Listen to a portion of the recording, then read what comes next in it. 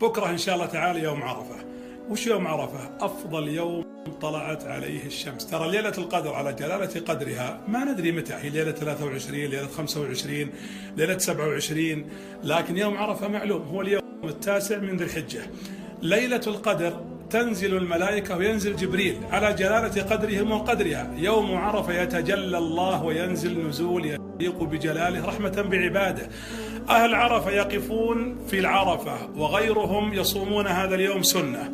أهل عرفة أهل الموقف عموما يلبون وغيرهم يكبرون. أهل الموقف الحجاج يذبحون هديهم وغيرهم يضحون. قد تكون أنت والحاج في أجركم سواء إذا أخلصت النية. بكرة ألح على الله، عندك هم، عندك مصيبة، عندك مشكلة، تبغى دينك يقضى، تريد أمورك تحل، أكثر غدا من الدعاء فلن ترد دعوته.